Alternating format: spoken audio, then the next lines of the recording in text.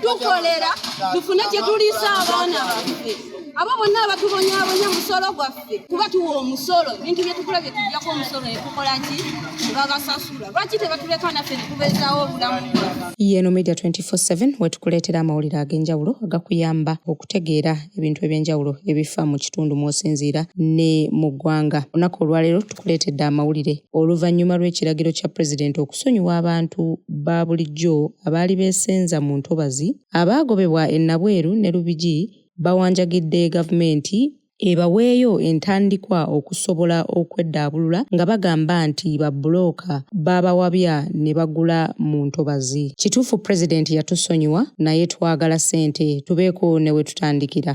Bo abaasenga mu ntobazi ne bazimbamu amakolero balagiddwa okuliyirira gavumenti omuwendo gw'ensimbi NEMA gwe yakozesa okubasengula.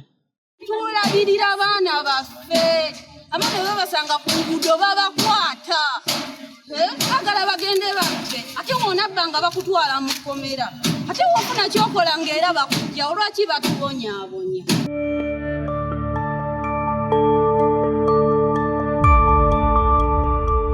Media 24/7. News in the Mirror.